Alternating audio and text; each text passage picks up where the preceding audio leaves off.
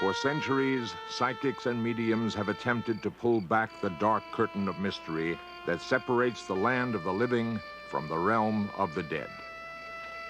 Some claim to have successfully recorded spirit voices on electronic equipment.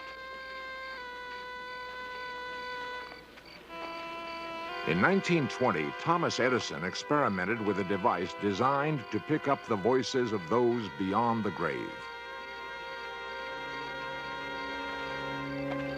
What were the strange sounds captured by this updated version of Edison's machine? Are we ready to establish direct communication with the spirit world?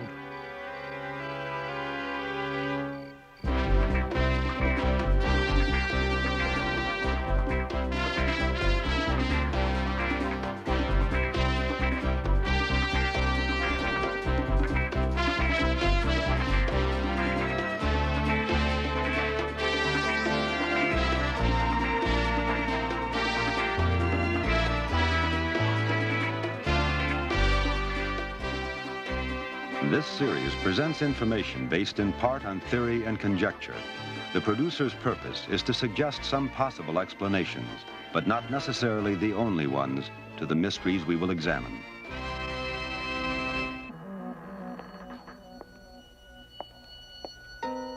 Man has always been frightened by the dark, troubled by the sound of echoing laughter or hollow footsteps passing down long, empty corridors. At the S&A studios in Hollywood, California, there has been a history of occurrences that some say is beyond the realm of understanding. Many of the tales emanate from behind the massive doors of Soundstage number 1.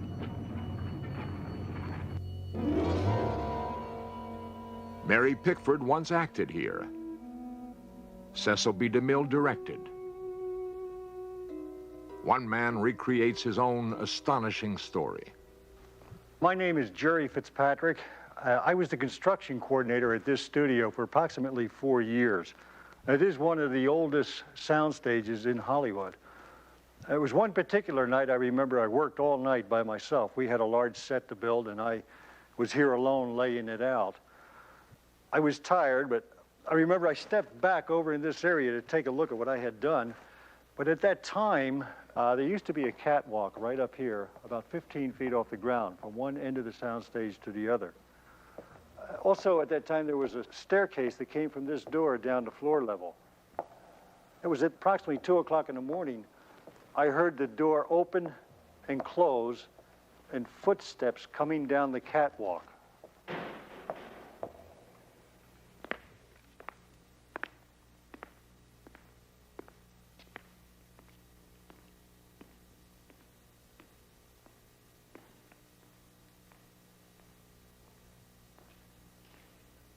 I immediately called out, "Who's there?" And the footsteps stopped. There was total silence. So I ran up the steps to check the door, and the door was bolted, like all the security doors were, and the alarm system was on. The hour was late and I was tired, but I heard that door open and close, and footsteps coming down the catwalk.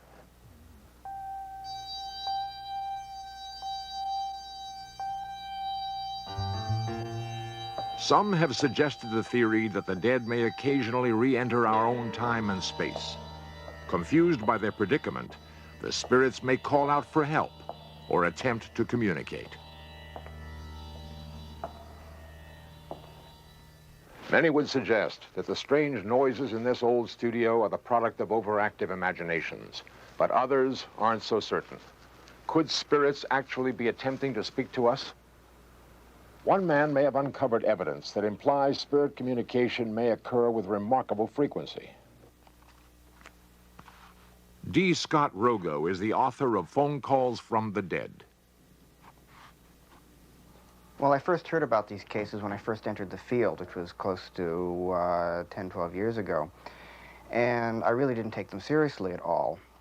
I thought they were very outlandish. It was hard for me to believe that people were actually getting phone calls from people who were dead.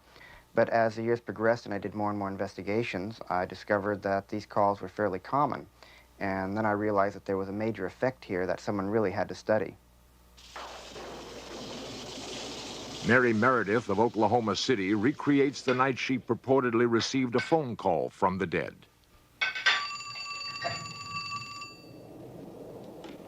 Hello? Of course, I don't tell everybody about it because a lot of people still think that I'm crazy when they even hear about it. But I know that it was, and it happened to me. Mary Meredith's case occurred in 1977. She had just been in the hospital. She had returned to her home not knowing that there was a letter waiting for her telling her that her cousin had died. She had been very close to this cousin. It was very soon after she read this letter from her mother that the phone rang, and it was from her cousin. It just really upset me when I got the phone call, and I hung up on the first phone call because it upset me. But when she called back again, I said, I cannot believe that anyone would call someone and tell them that it's their cousin when my cousin is dead. I can't believe this. I said, and I have been sick, and I can't believe anyone would pull something on me like this. She said, but I know you've been sick. I was at the hospital with you. And I said, what are you talking about? And the phone started getting crackling, and then I couldn't hear her. No, it just faded away. The idea that the dead can contact the living through electromagnetic devices is certainly not new with my research. Thomas Edison, for instance, several years before his death, became very fascinated with the idea that he could invent a machine that could bring through the voices of the dead, and even apparently made some sketches of such equipment. Edison, as is well known, was extremely paranoid about his ideas and kept them very, very hidden, so he never patented his ideas. But certain sketches did surface after his death, which purported to be the machine he was working on. The year is 1920. Thomas Edison is 73 years old, inventor of the light bulb, the phonograph, the motion picture camera, and countless other devices. The grand old man of science focuses his genius on audio contact with the spirit world.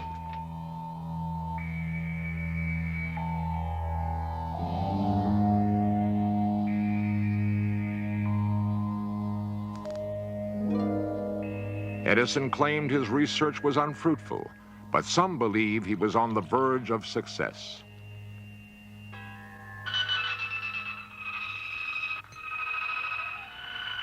In another laboratory, 60 years later, an inventor may be following in Edison's footsteps.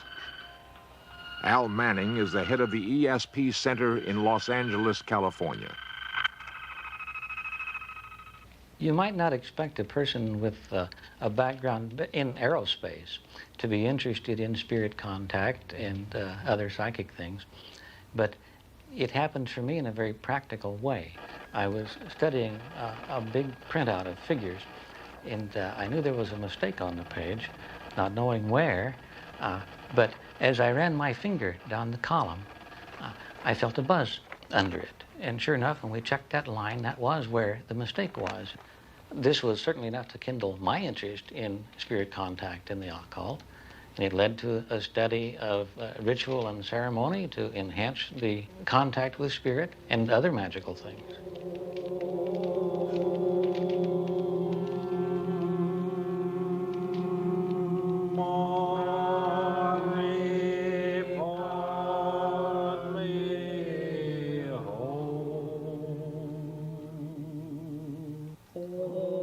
As Manning's research efforts grew, he gathered around him a group interested in exploring the field of spirit contact.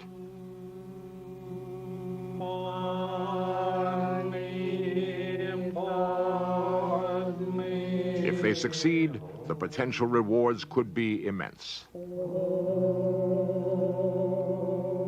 Some believe that an awesome source of knowledge may become available to those able to break through the barrier that separates the living from the dead. Al Manning recreates a moment when he claims he accomplished direct contact with a spirit entity. I was sitting in meditation one day, and a spirit showed me a picture of a device, wild-looking thing, and spoke the word mica. I didn't understand it. I said, do you mean formica? Very clearly it came back, no, mica. I don't know how it works. While photographing Al Manning's crystal device, cameras recorded a possibly strange phenomenon. Is it a reflection, a defect in the film emulsion, or like Thomas Edison, has Al Manning made a breakthrough of possible scientific significance? The work of Thomas Edison, both in his research methods and his persistence, have always fascinated me. So when we came across partial plans for a device that he had been working on to contact spirit by recording their voices, we thought we would try once more in this area. We have done other things in the past unsuccessfully, and I don't know if this one is going to work, but we're going to use the old home recorder for the cone particularly, along with an extra long antenna with flashing lights, in hopes of attracting the local spirits to us so that they can participate in recording the voices.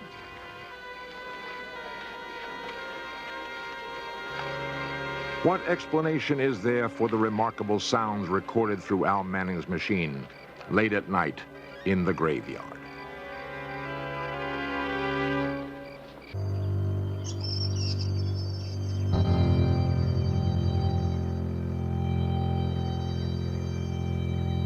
In an old cemetery in Sierra Madre, California, members of the Orange County Society of Psychic Research have gathered to try some unusual experiments. On this day, various electronic devices will be tested for their ability to contact the dead. Harry Shepard directs the group.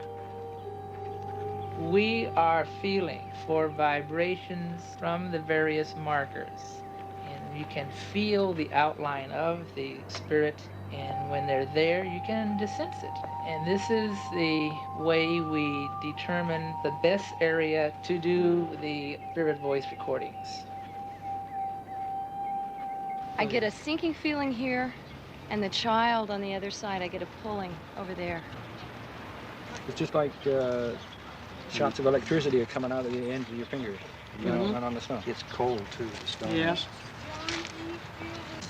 There's two very, very strong entities right in this area. Very strong. Yeah, you could feel I like it right in coming here. from the other Well, stone. later I like right yeah. around But here, in yeah. other parts it was cold. This one here, feel this one here, Dick.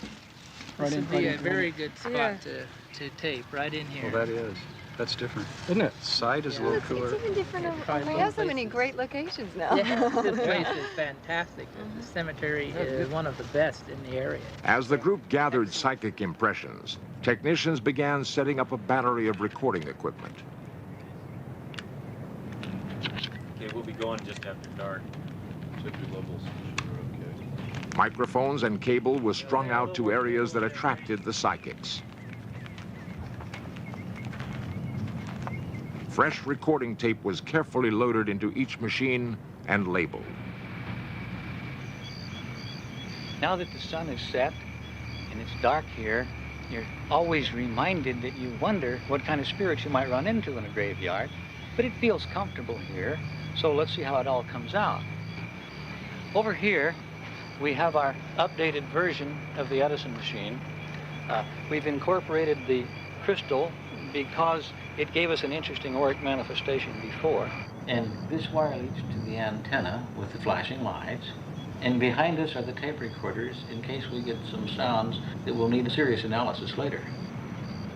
Why don't we try to get into a very relaxed state.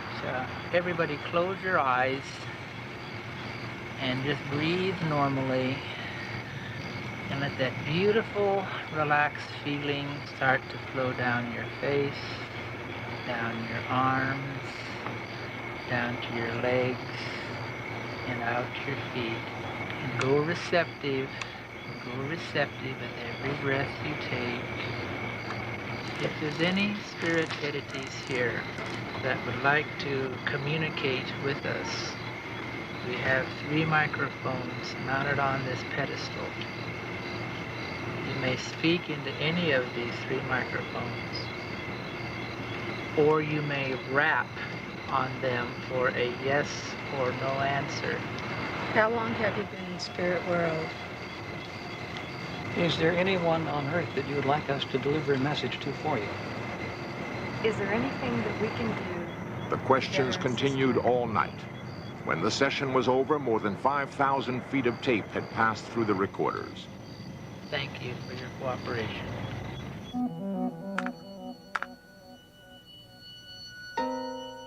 The following weeks were spent analyzing the sounds recorded at the graveyard. Technician John Kawamoto spent over 30 hours noting the dozens of unusual sounds on the tapes. When his log was complete, the psychics were invited to listen to the tapes and interpret what they heard. Joe, you ready? What is that? Right there. I know. What is that? Whoa. It's a growling. Yeah. Joe, you ready? Right there. Wow, listen to that. Somebody's singing in the Back it off here. Joe, you ready? Right there. Remember that one tape that we got before that had that real weird voicing in it, that real bad sounding voice? That sounds similar to it, Dick. Very, very similar to that one. Right. Remember we did that about 3 years ago, and we got that rrrr sound. Oh, and there's that. Yeah, that is a beautiful one. Okay, now that we listen to the microphones, let's take a look at the telephone and see what we see. We got some fantastic stuff earlier. Let's see what we have here. If there's any spirits here, we now have this telephone with us that is attached to this microphone and at this tape recorder through here. And you can use this now, if you wish, with the other microphones to communicate with us. Can you hear me?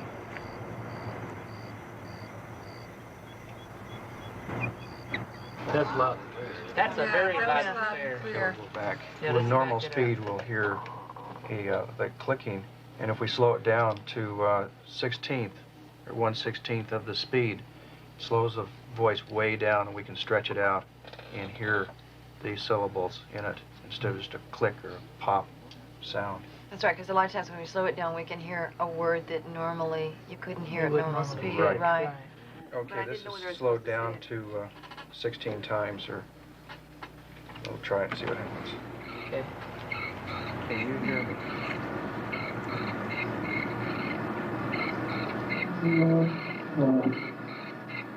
Wow.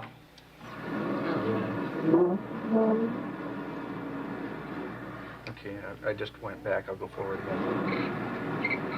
Is that at normal speed? Yeah. What? No, It's definitely 2 words. Sound like, Yeah, sound 16. like it said listen that time. It's the same. Get 2 different voices. Help going. me, boy. Help That me was backwards. really clear. That was really clear backwards now. And listen was forward, right? Uh-huh. It's an...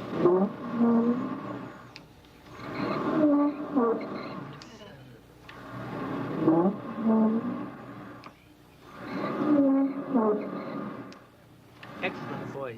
You know, sound quality of it was very, very good.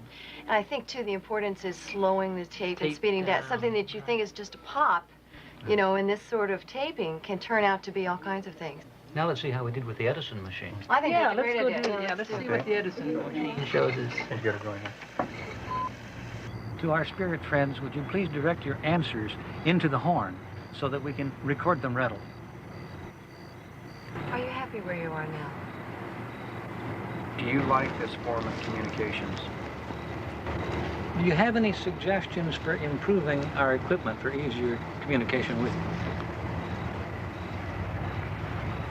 Would you prefer that we turn off the blinking lights? Is Thomas Edison with you?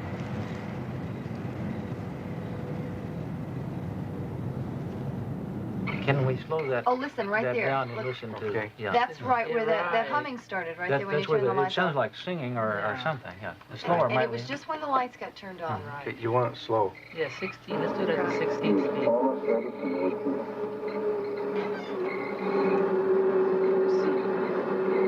Listen to the humming noise. It's like a lot of activity or something centered right inside. You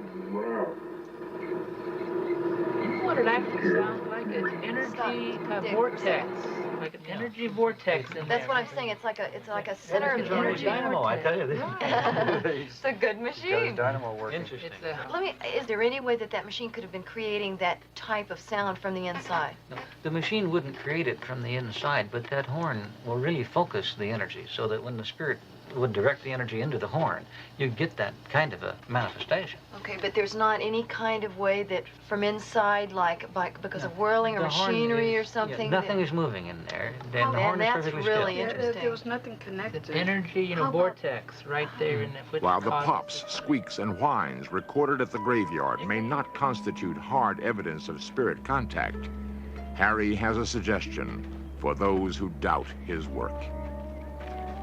If people are a bit skeptical, if they would try it themselves at least once, then there's a very good chance that they would get something on tape themselves, if they do it with an open mind.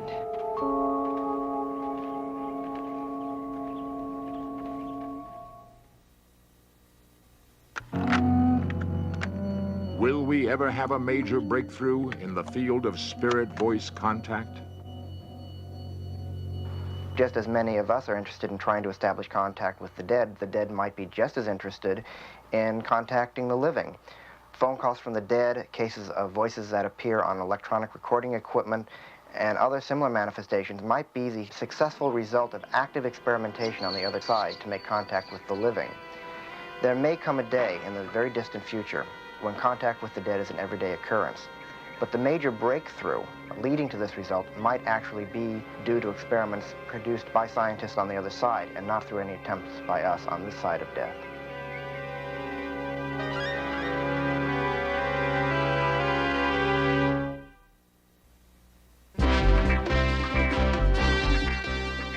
Lost civilizations, extraterrestrials, myths and monsters, missing persons, magic and witchcraft, unexplained phenomena. In search of cameras are traveling the world, seeking out these great mysteries. This program was the result of the work of scientists, researchers, and a group of highly skilled technicians.